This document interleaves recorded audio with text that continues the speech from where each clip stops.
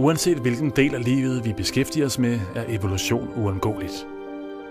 Ifølge Verdensbanken befinder mere end 40% af den voksne befolkning og mere end 2 milliarder mennesker over hele verden sig uden for det etablerede banksystem, hvilket fastholder mange i en tilstand af fattigdom og modløshed.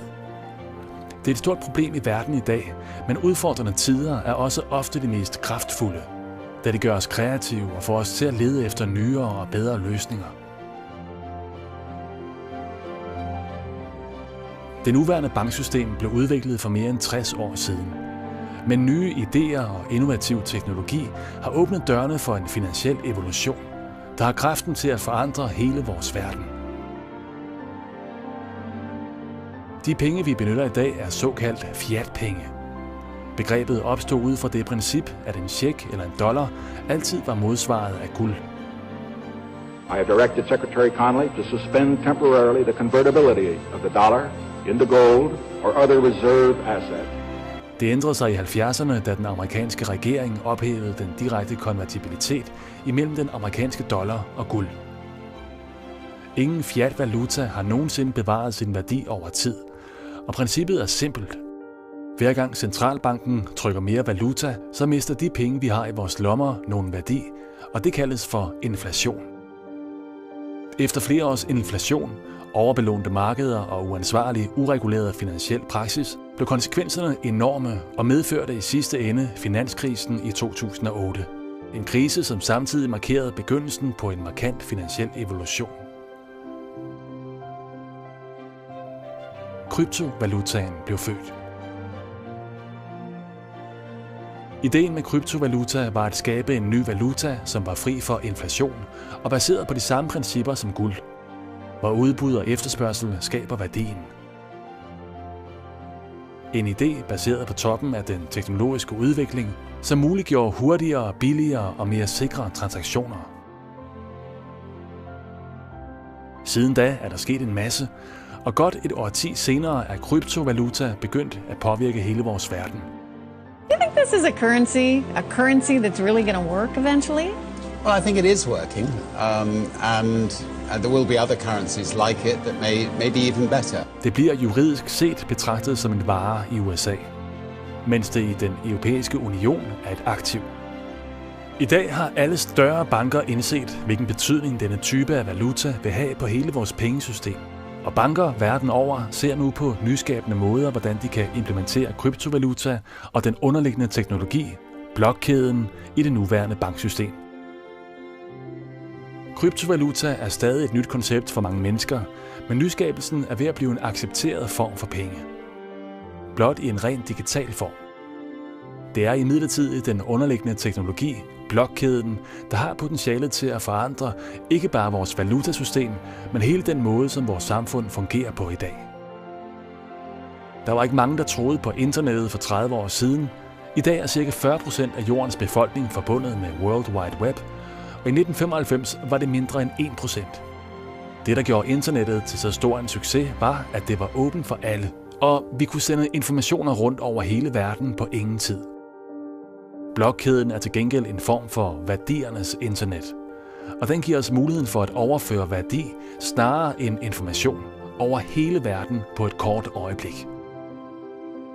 Internettet er en kommunikationsprotokol, mens blokkæden er en protokol for værdiudveksling. Blokkædeteknologien, fundamentet for kryptovaluta, er nu ved at blive implementeret inden for de fleste områder i samfundet. På aktiemarkedet, i salgsoptegnelser, inden for kontrakthåndtering og naturligvis også i den finansielle sektor i forbindelse med betalinger og transaktioner, for at nævne nogle få eksempler. Den nye finansielle æra, som du nu vil stifte bekendtskab med, er den anden generation af internettet. Og blokkæden, kryptovaluta, er fremtiden for betalinger, som snart kommer til at revolutionere økonomien, som vi kender den i dag. Bitcoins har oplevet en utrolig værdiforøgelse, og fra 2009 til udgangen af 2013 steg prisen på en enkelt bitcoin fra 0,1 amerikansk dollar til over $1.100. Og mange mennesker verden over skabte sig en formue. Samtidig var der mange, der gik glip af en stor gevinst, fordi de manglede oplysninger, men også på grund af den skepsis, som kryptovaluta i første omgang blev mødt med. Pionererne viste hurtigt, at der var masser af plads til videre forbedring, og med udviklingen af nye kryptovalutaer er døren åbnet for en meget mere sikker og mere brugervenlig kryptovaluta, nemlig OneCoin. Grundlæggeren af OneCoin, Dr. Ruja Ignatova, har en solid baggrund inden for finansverdenen med en mastergrad i økonomi og en Ph.D. i jura. Hun er tidligere associate partner i McKinsey med klienter såsom Allianz, Sberbank, UniCredit og andre store finansielle institutioner.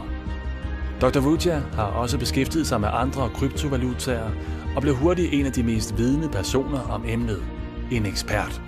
Hun så tydeligt det store potentiale i at skabe nye, innovative, mere sikre og tilgængelige kryptovalutaer, og hun begyndte at lave store forbedringer til fremtiden, baseret på en solid strategi for global ekspansion og gældende for alle gennem kryptovalutaen OneCoin.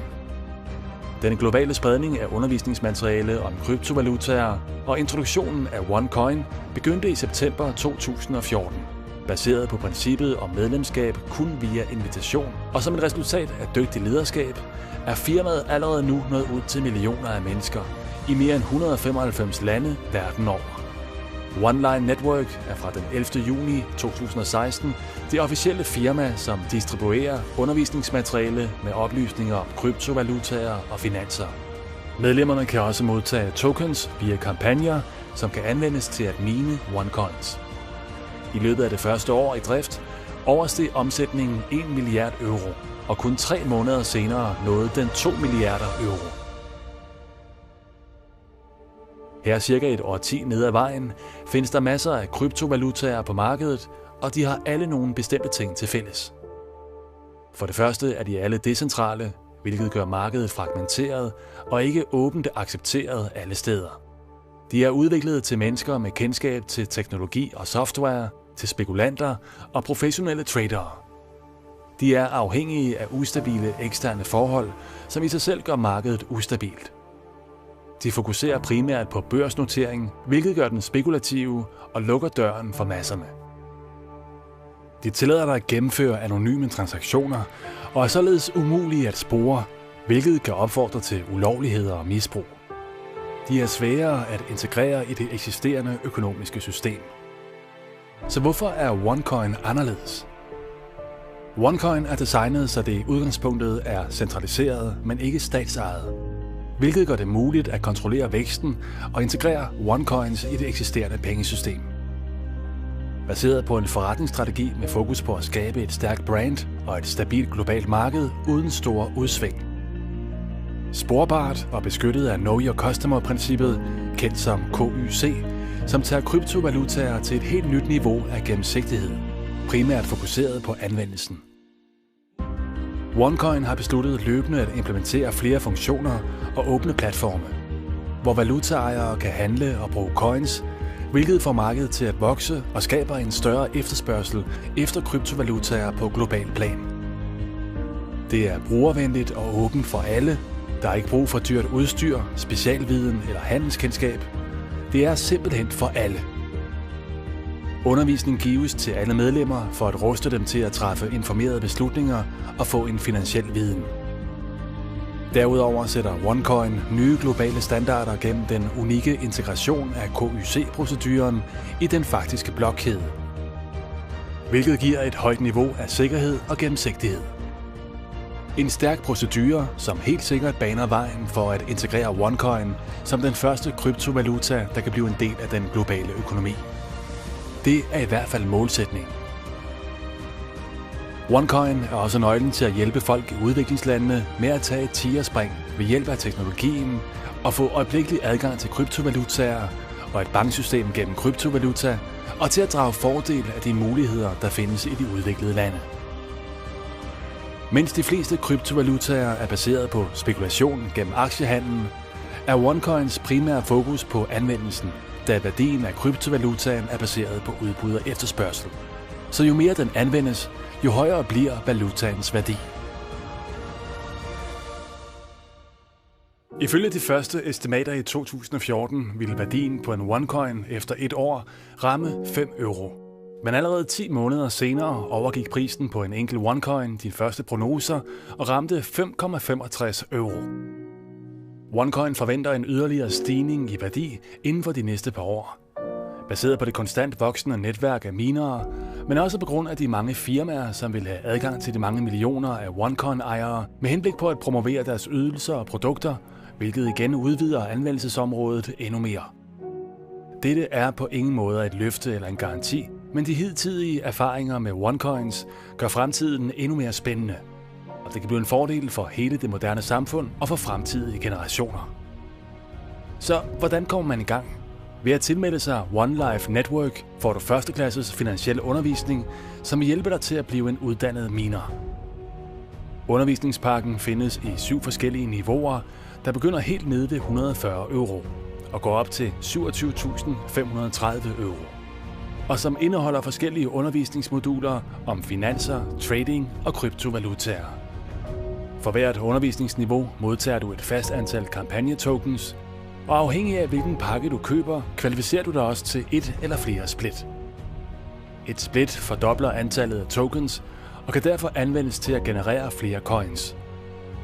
Når dine tokens er blevet splittet, kan du indsende dem til en mining pool, og med bare få klik kommer du i gang med at mine dine OneCoins. OneLife Network tilbyder også nogle ganske attraktive kombinationer af de forskellige undervisningspakker. Disse kombinationer giver dig adgang til automatisk mining, så du kan komme ind i de forskellige mining pools med det samme, uden at skulle vente på et split. Udover automatisk mining kan de strategiske kombinationer også give dig ekstra splits, tokens og dermed flere OneCoins. Udover undervisningspakkerne har OneLife også introduceret sit første fysiske produkt, som medlemmer af netværket nemt kan tilgå online-markedet. Nemlig OneTabletten. En mobil og smart enhed, der kan bruges på daglig basis, og som har potentialet til at forbedre læringen, tradingen og netværksaktiviteterne for et hvert medlem af OneLife-netværket. OneTabletten leveres i et flot design og med smarte funktioner. Med den utrolige vækst, som firmaet indtil videre har oplevet, har den ikke blot været dedikeret til at give mere tilbage til medlemmerne, men også til samfundet. One World Foundation er pt. Aktiv i flere lande, hvor virksomheder og medlemmer af OneLife Network løbende donerer penge til at løfte og hjælpe børn med at nå deres fulde potentiale igennem uddannelse og langsigtet støtte. Kryptovaluta og dette nye finansielle marked har virkelig potentialet til at skabe bankmuligheder for de 2 milliarder mennesker, som i dag ikke har adgang til banksystemet ifølge Verdensbanken. Det er et af de små spirende markeder i dag, som kan forbinde mennesker uden bank med det finansielle system alene ved hjælp af en telefon.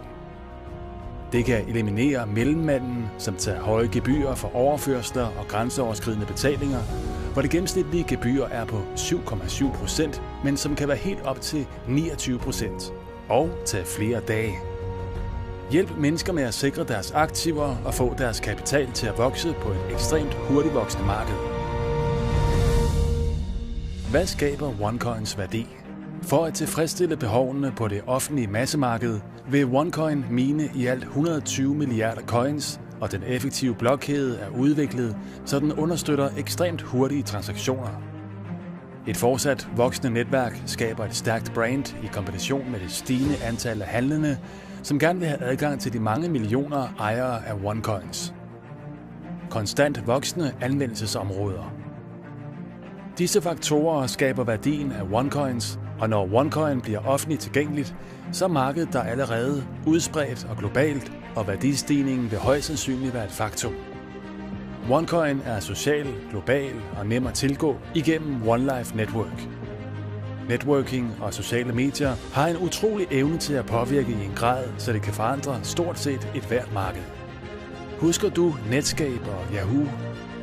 Søgemaskinerne blev hurtigt glemt, da giganten Google fuldstændigt overtog markedet og introducerede en brugervenlig og meget mere sofistikeret form for software. Og husker du MySpace? Det sociale netværk, som hurtigt blev glemt, da Facebook overtog hele markedet. Ingen af disse giganter benyttede sig af reklame for at nå ud til folk. Disse firmaers vækst baserede sig på tillid, resultater og det mest magtfulde af alle elementer.